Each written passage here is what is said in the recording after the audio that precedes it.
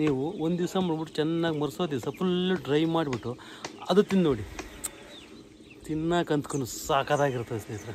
ನೀವು ದೋಸೆ ಅಂದು ದೋಸೆ ಅಂದ್ಕೊಂಡು ದೋಸೆ ಇಡ್ಲಿಕ್ಕೆ ಇನ್ನೂ ಸಕ್ಕತ್ತಾಗಿರ್ತದೆ.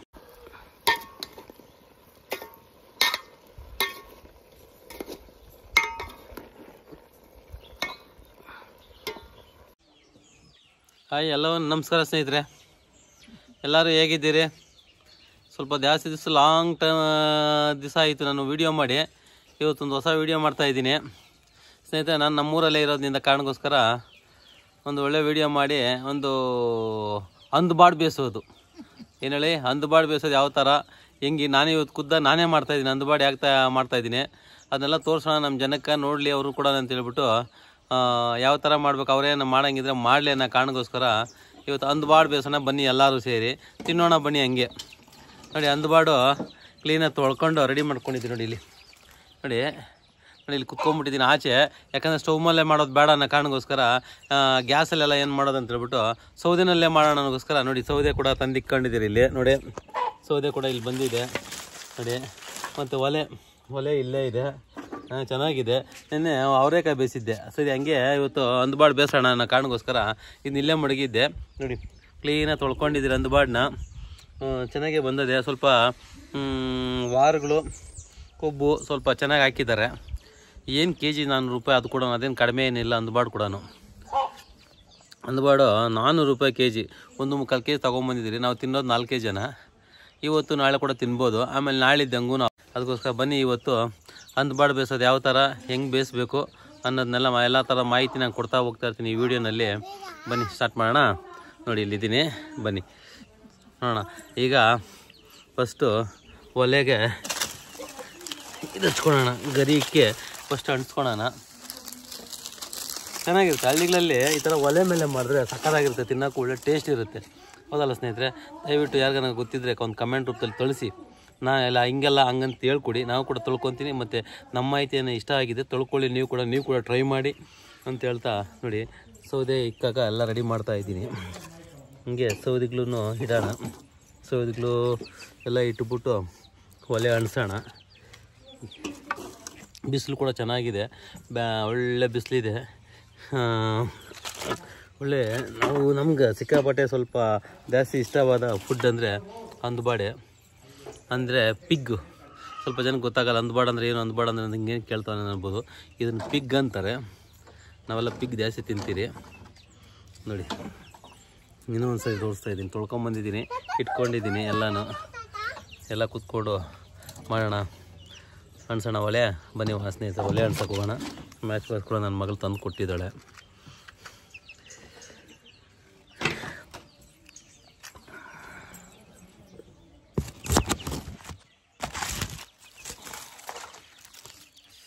ಈಗ ಗರಿ ಒಂದು ಸ್ವಲ್ಪ ಅಂಟಿಸ್ಕೊಳ್ಳೋಣ ಫಸ್ಟು ಅಲ್ವಾ.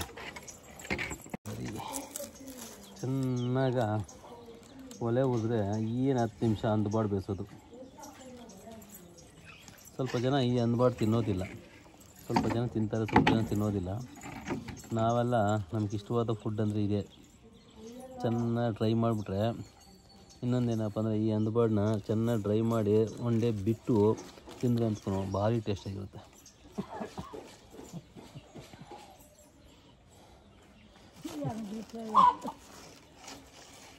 ಏನಂತೀವಿ ಸ್ನೇಹಿತರೆ?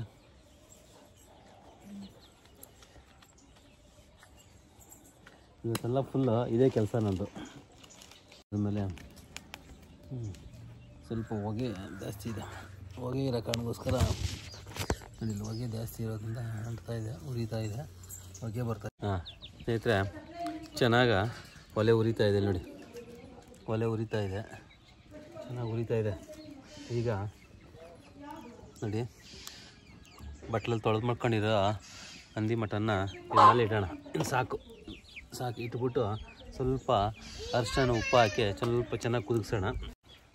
ಅರಿಶಿಣ ಪುಡಿ ಇದು ತೊಗೊಂಬ, ಅಲ್ಲ ಅರಿಶಿಣ ಪುಡಿ ಸ್ವಲ್ಪ ಇದಾಕ್ಬೇಕು, ಎತ್ಕೊಂಬ.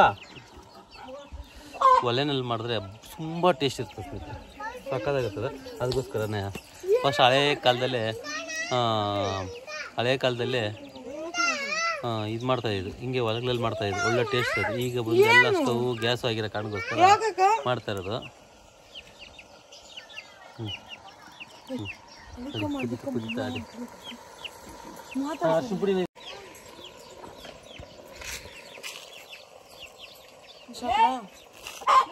ಅಷ್ಟು ಬೇಡ. ಹಾಂ ಸಾಕು, ಹಾಂ ಸಾಕು. ಅಷ್ಟು ಪುಡಿ ಎತ್ಕೊಂಬ.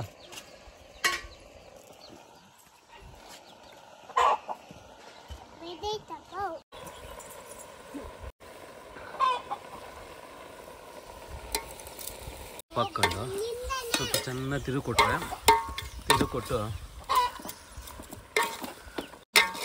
ಕೊಡಬೇಕು. ಅದು ಮಿಕ್ಸ್ ಆದಮೇಲೆ ಅದೆಲ್ಲ ಕ್ಲೀನಾಗಿ ಇಡಬೇಕು. ಪೀಸ್ಗಳಿಗೆಲ್ಲ ಹಿಡಿದ್ರೆ ಚೆನ್ನಾಗಿ ಟೇಸ್ಟ್ ಕೊಡೋದು. ಅದಕ್ಕೋಸ್ಕರನೇ ಏನು ಹಿಂಗೆ ಕಟ್ ಮಾಡ್ತಾ ಅಂದರೆ ಹಿಂಗೆ ನೋಡಿ. ಕಾಲ ಒಲೆ ಕೂಡ ಸಖತ್ತಾಗಿ ಉರಿತಾ ಇದೆ.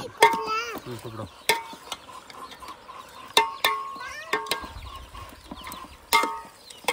ನಾವು ತಿಂಗ್ಳಿಗೆ ಅಟ್ಲೀಸ್ಟ್ ಒಂದು ದಿವಸ ಎಲ್ಲ 2 ಸರಿ ಆಗಲಿ ಅಂಗಡಿ ಬರೋಣ ಕಂಪಲ್ಸರಿ ಮಾಡ್ತೀವಿ ಸ್ನೇಹಿತರೆ. ನೋಡಿ ಫುಲ್ಲಾಗ ಈ ಥರ ಚೆನ್ನಾಗಿ ಸ್ವಲ್ಪ ಬೇಯಿಸ್ಕೊಬೇಕು ಫಸ್ಟೇ. ಯಾಕಂದರೆ ಉಪ್ಪು ಖಾರ ಹಿಡಿಬೇಕಲ್ಲ, ಉಪ್ಪು ರುಚಿಗೆ ತಗೊಂಡು ಹಿಡಿಬೇಕಲ್ಲ. ಅದರಿಂದ ಅರಿಶಿನ ಪುಡಿನೂ ಅಷ್ಟೇ, ಆ ಸ್ಮೆಲ್ ಸ್ವಲ್ಪ ಹೋಗಲಿ ಅನ್ನೋ ಕಾರಣಕ್ಕೋಸ್ಕರ ಅರಿಶಿನ ಪುಡಿ ಹಾಕ್ತೀರಿ. ಮತ್ತು ಉಪ್ಪು ಸ್ವಲ್ಪ ಪೀಸ್ಗಳಿಗೆಲ್ಲ ಹಿಡಿಲಿ ಅನ್ನೋ ಕಾರಣಕ್ಕೋಸ್ಕರ ಅದ್ರ ಉಪ್ಪು ಹಾಕ್ತೀರಿ. ನೋಡಿ ಹಿಂಗೆಲ್ಲ ಮಾಡಿ ನೋಡಿ ಚೆನ್ನಾಗಿ ಒಳ್ಳೆ ಇದೋಗ್ತಾ ಇದೆ.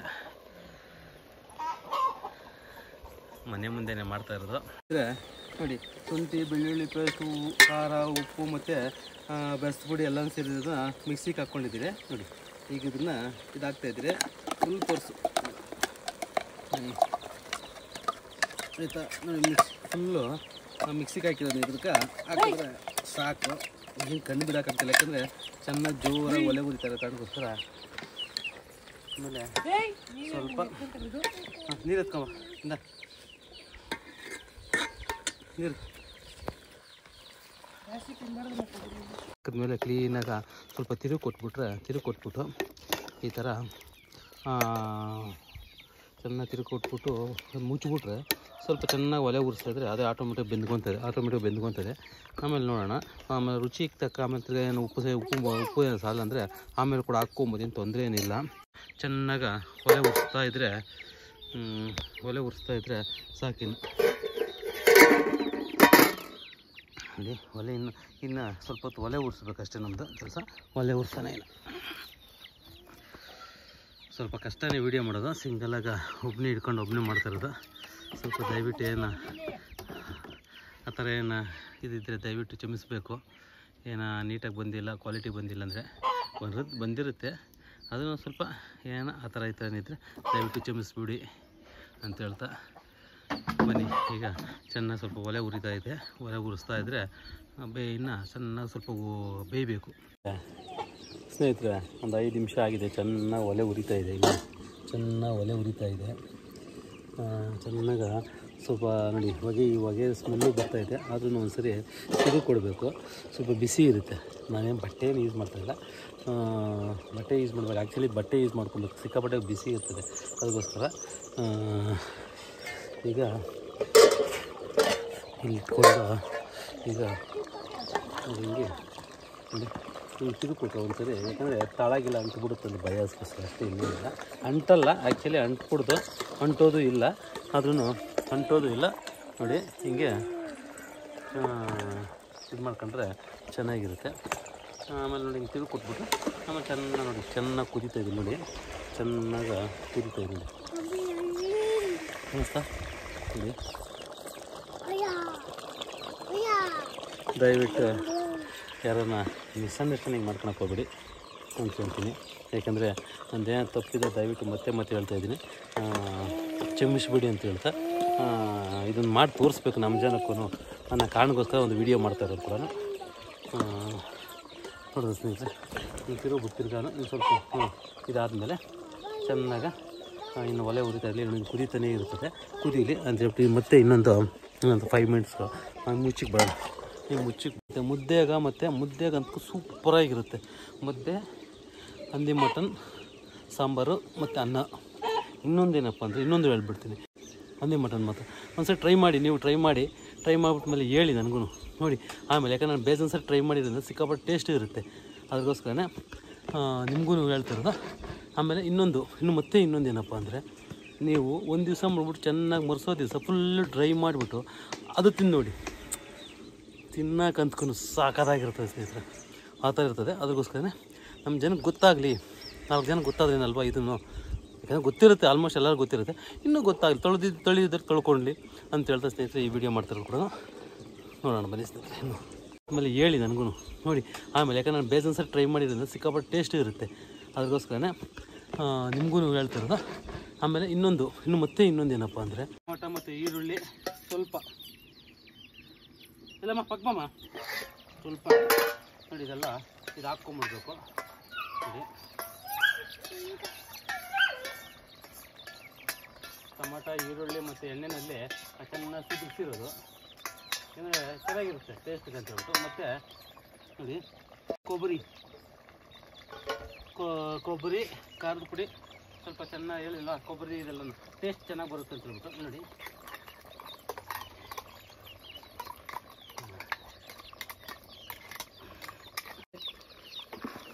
ಮಿಕ್ಸ್ ಮಾಡಿಬಿಟ್ಟು ನೋಡಿ, ಆಲ್ಮೋಸ್ಟ್ ಅರ್ಧ ಬೆಂದಿದೆ. ಆ ಅರ್ಧ ಬೆಂದ ಮೇಲೆ ಮಾತ್ರ ಇದು ಹಾಕಿದ್ರೆ ಹೆಂಗೆ ಟೇಸ್ಟ್ ಚೆನ್ನಾಗಿರುತ್ತೆ, ಚೆನ್ನಾಗಿ ಅದು ಬೇಯ್ತಾ ಇದು ಬೇಯಕ್ಕೆ ಕರೆಕ್ಟಾಗಿರುತ್ತೆ ಅಂತ ಮಧ್ಯದಲ್ಲಿ ಹಾಕೋದು. ಮತ್ತು ತಿರುಗ್ಬಿಟ್ಟು ಚೆನ್ನಾಗಿ ಸೈಲೆಂಟಾಗಿ ಹಿಂಗೊಂದು 2 ಸರಿ ತಿರುಗ್ಬಿಟ್ಟು ಇನ್ನೊಂದು ಹಾಫ್ ಬೇಯಬೇಕಲ್ವ, ಇಟ್ಬಿಟ್ರೆ ಇನ್ನು ಹಾಫ್ ಬೆಂದ್ಕೊಂತದೆ. ಕಟ್ ಮಾಡ್ಬಿಡು ಸ್ನೇಹಿತರೆ. ನೋಡೋಣ ಬೆಂದದೇನೋ, ಸ್ವಲ್ಪ ಟೇಸ್ಟ್ ನೋಡೋಣ, ಹಂಗೆ ಟೇಸ್ಟ್ ಹೆಂಗೆ ಅಂತ ತಿರುಗಿ ಕೊಟ್ಬಿಟ್ಟು ಚೆನ್ನಾಗಿದೆ ನೋಡಿ ಸಕ್ಕತ್ತಾಗಿದೆ, ಚೆನ್ನಾಗಿ ಬೆಂದದೆ. ನೋಡೋಣ ಸ್ವಲ್ಪ ಹಾಕ್ಕೊಂಡು ಟೇಸ್ಟ್ ಮಾಡಿ ನೋಡೋಣ, ಯಾಕಂದರೆ ಬೆಂದಿಲ್ಲ ಅಂತ ಗೊತ್ತಾಗಬೇಕಲ್ಲ, ಅದಕ್ಕೋಸ್ಕರ ಚೆನ್ನಾಗಿ ಬೆಂದರೆ ಚೆನ್ನಾಗಿರ್ತದೆ.